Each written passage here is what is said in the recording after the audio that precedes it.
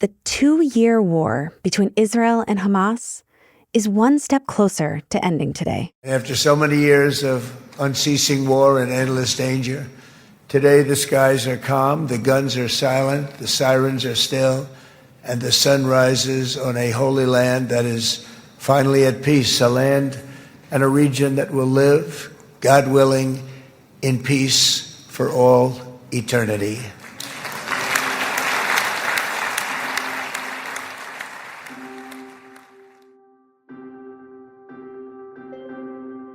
So I woke up early morning and went to the hostage square in Tel Aviv.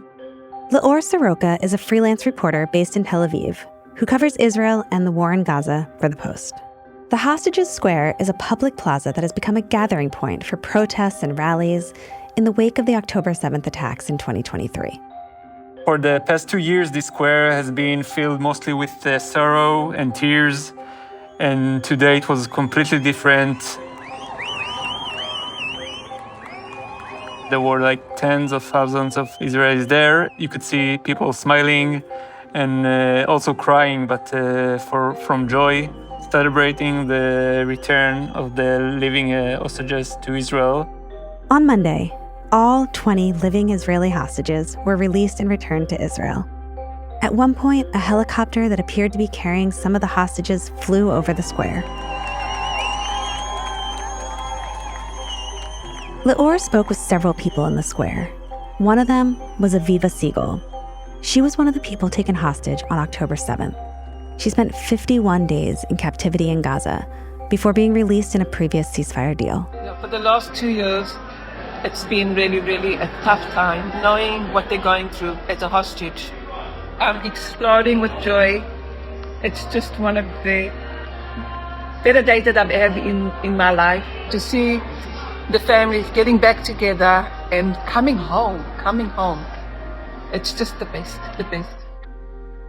Meanwhile, Israel began to release some of the nearly 2,000 Palestinian prisoners and detainees it held. They were met by cheering crowds welcoming them back.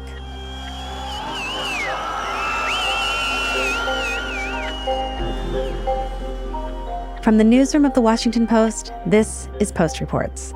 I'm Colby Itkowitz. It's Monday, October 13th. Today, I talk with Post Middle East reporter Abbie Cheeseman about the ceasefire, how it played out, and what happens next.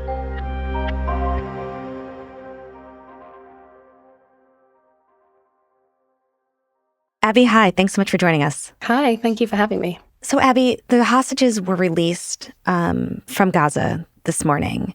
What were some of the scenes from those reunions? Yeah, so we saw the release of all 20 living hostages from Gaza today in 2 separate batches. But overnight, when we knew that we were nearing the deadline and we knew that they were going to be released this morning, the crowds absolutely filled Hostages Square in Tel Aviv, which has been the site throughout the last 2 years of war where everyone has gathered to really protest that the government do everything possible to bring the hostages home as soon as they can. And after 2 entire years of this incredibly grueling war for everyone on both sides of it. So we saw there should be the release of the deceased hostages today. And so this is also this very poignant moment that not only are the living hostages reunited with their families, but also the families of those people who died in captivity are finally able to give them a proper burial. Do we know how many people that is? So there should be 28 bodies that are brought back from Gaza. And so this is already one of the sticking points that we're seeing, is that from the negotiations in Sharm el-Sheikh last week, Hamas has said that this 72-hour deadline that they are supposed to comply to of the release of all of the hostages, living and deceased, which expired today, which is why we've seen all of the living ones released, is that they have said for a while now that it will be extremely difficult for them to find the 28 bodies within that time frame.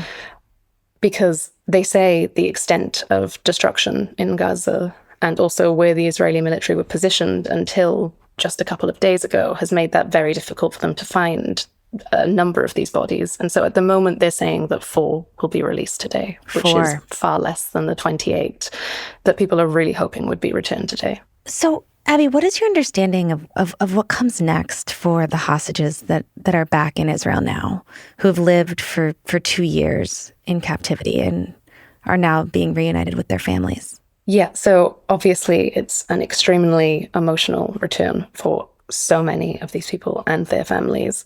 The immediate steps were that they were taken for medical examinations, just to check that everyone is, if anyone needs further medical support. And alongside that will come, a lot of emotional support so that they can re-enter society after 2 years in captivity. Yeah. And so I think, much like with the hostage releases that we've seen before, it's a very slow process to allow people to readjust to being back at home.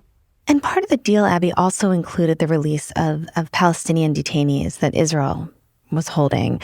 What was the reaction in Gaza to that? And who were among the Palestinians that were brought home? So there were 250 Palestinian prisoners who were serving life sentences that had been released. And there were also more than 1,700 detainees from Gaza. And so these are people who have been swept up by the Israeli military inside Gaza since October 7th, 2023, when the war began. And so they have been held for various amounts of time over the past 2 years, some of them for the entire time, without any trial or charge.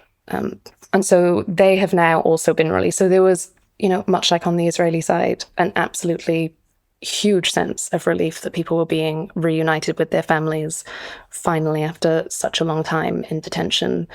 But at the same time, there's also this grief that comes with it.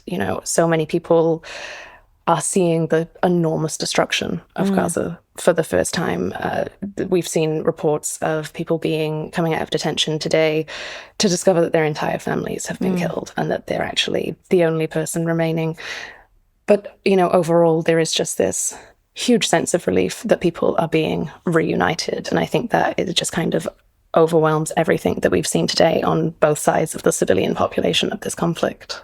Abbie, this war, it's gone on for 2 years now, and yet the ceasefire, the hostage release, that all unfolded very quickly over just the last couple of weeks. We talked about it on the show last week, but can you just briefly remind us, how did this peace deal come together? Yeah, it came together incredibly quickly at the last minute. And so many of the officials that we've spoken to who were near the mediation and also analysts who are close to all sides of this deal, they said that there were multiple compounding factors that allowed this to happen very quickly. And this was in part that after the Israeli assassination attempt on Hamas leaders in Qatar, that there was this new sense that Trump had leverage over Netanyahu when the assassination attempt on a very key ally failed, and that he had this ability to push forward to get a ceasefire deal in a way that he possibly didn't have before.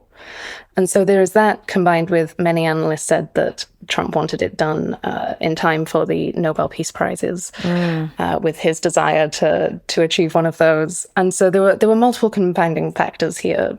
And it's also, we reached a moment where the situation in Gaza had become so terrible that Israel really was becoming more and more of a pariah in the international community. We were seeing many key European allies take harder and harder stances. And so there were just a lot of moments that came together that it seems allowed the mediators, and particularly Trump, to push harder than they had before.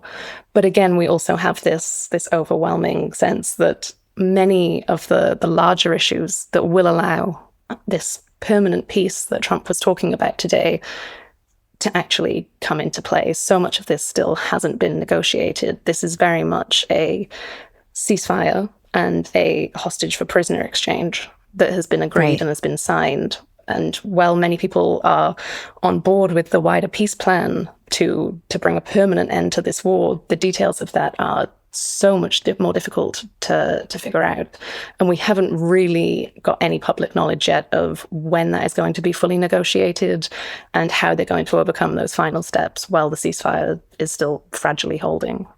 Yeah, it all feels so precarious. And also, now that Gaza has, that the remaining Israeli hostages have been released from Gaza, does Hamas have much of a bargaining or any leverage left in these talks when they talk about, the what comes next? Well, this was the major thing for them when they were going through the negotiations in Sharm el-Sheikh, particularly at the very last minute, was that handing over the remaining hostages, they were giving away all of their last bits of diplomatic leverage that they have here. And so the one thing that Hamas officials kept saying that they wanted was a guarantee from the President of the United States and from other mediators that Israel would not restart this war once the living hostages have been released, that they won't view this as an opportunity to go in and destroy what is left of Hamas. How they managed to push this forward with so little leverage anymore is really going to remain to be seen. Is there anything else in this phase one part of the deal that needs to still happen? The only other part that really exists and is one of the most fundamental parts for Gaza is allowing a huge influx of aid into the territory. And so we had the UN said yesterday that it was the first day that they'd managed to see real progress in terms of scaling up, and that they very much hoped that they'd be able to continue at this force of surging in this huge amounts of aid that is needed. And, it's really impossible to overstate how much needs to go in to be able to alleviate the enormous amount of suffering that is happening in Gaza. They have brought in hundreds more trucks than they were able to before. And they also managed to get cooking gas in for the first time. And so there's so many things that still need to come in at scale, particularly food. It's a starving population, and the world's leading body on food security has declared a famine in parts of Gaza. The water systems are largely destroyed. The sanitation networks are destroyed. There is so much that needs to come in terms of water, food, medicine, shelter as the winter is about to hit. And so we're waiting to see how this plays out, but that's the main thing that Gazans are really hoping to see in the coming days.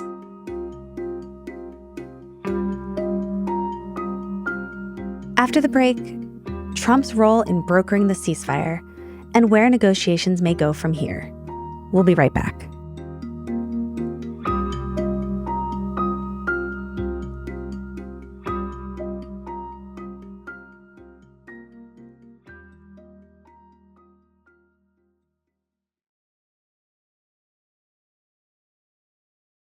So, Abbie, you mentioned, obviously, President Trump's tremendous role in holding this peace deal together, and he actually arrived in Israel this morning, and he spoke to the parliament there.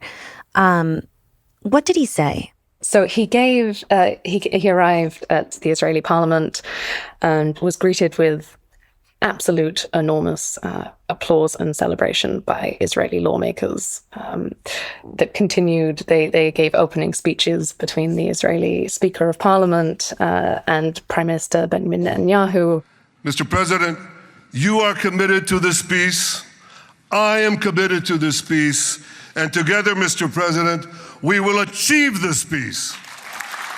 They gave very lengthy speeches that really praised Trump for what they have achieved today, for bringing the hostages home. And they very much presented a very strong, united front. And then Trump spoke, and it was very much in the same vein as Netanyahu did, that this was an absolute win, that Israel has won, and that the US has brokered he described it as the dawn of a new Middle East, where there is peace now across the region. It's the start of a grand concord and lasting harmony for Israel and all the nations of what will soon be a truly magnificent region. I believe that so strongly. This is the historic dawn of a new Middle East. You mentioned that President Trump arrived to Israel to much celebration. I saw that there was the cover of the Jerusalem Post has a big picture of him saying, "God bless the peacemaker." So he's been getting a lot of praise in Israel for his role in brokering this deal. I mean, Does he deserve the credit for ending this war? I think there's going to be a long-running question over why this happened now. And everyone who had any kind of power, regardless of whether that is Trump or whether it's Biden or whether it's Netanyahu or whether it's the wider international community, on why this deal, when it looks so similar to deals that were put on the table a long, long time ago, as to why this war had to go on for so long. And so I think, this is going to be the question that's overhanging Israel. It's going to be the question that is overhanging Gaza. Would more hostages have been saved if this pressure had been applied sooner? And, would possibly tens of thousands of Palestinians have been killed in Gaza if this pressure had been applied sooner? And so, while I very much think he is going to be applauded by everyone for putting a stop to this war, we do have to grapple with that wider question of, could it have happened sooner? Why didn't it happen sooner? And also, is it actually going to create sustained peace? This isn't the first ceasefire that we've seen in Gaza. Right. We've been here twice before. We were here earlier this year, where there was a ceasefire in January, and it was a similar vein in that there wasn't a long-term peace plan hammered out then. There was a phase-by-phase hostage for prisoner release and ceasefire that was agreed upon, that broke down, by March. And then the war came back with even more ferocity than it had been before. Right. This war has branched out into so many different places. There's a lot more work to do in the Middle East before we can start claiming with any reality that this is the beginning of a new dawn.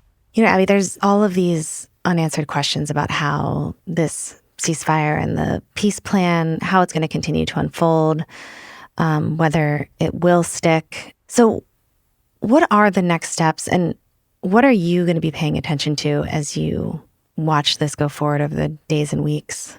I mean, the most immediate first step that we're going to have to grapple with is Hamas's ability to find the bodies of these remaining deceased hostages. And so one of our most immediate questions is what this is going to look like and how that will be possible. Because so much of this immediate part of the deal feels like it depends on whether Hamas can bring out these remaining hostages. And so then once that is, hopefully they find the bodies, and then they have to go for identification inside Israel to make sure that it's the correct remains that have been brought back. That will kind of successfully wrap up the first phase of the deal. And so we need to look at when these negotiations are going to happen. We really aren't hearing much in terms of what they will look like and when they will happen and how quickly we're turning to this. But there are so many huge questions here in terms of how Gaza will be rebuilt. Who will govern Gaza? Will there be international forces in Gaza? Is this a temporary measure in terms of allowing international forces in, or will that be completely off the table? How will security look? What will Hamas's presence look like?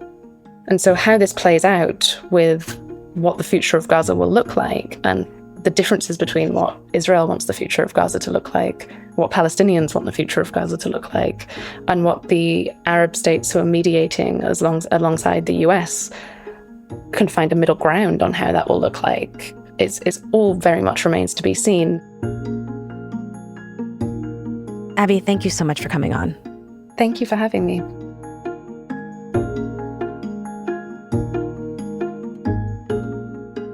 Abbie Cheeseman covers the Middle East for The Post and is based in Beirut. Laor Soroka is a freelance reporter based in Tel Aviv. Today's show was produced by Thomas Liu with assistance from Rennie Svirnovskiy and Emma Talkoff. It was mixed by Sean Carter and edited by Ted Muldoon. Special thanks to editor Benjamin Soloway. I'm Colby Itkowitz. We'll be back tomorrow with more stories from The Washington Post.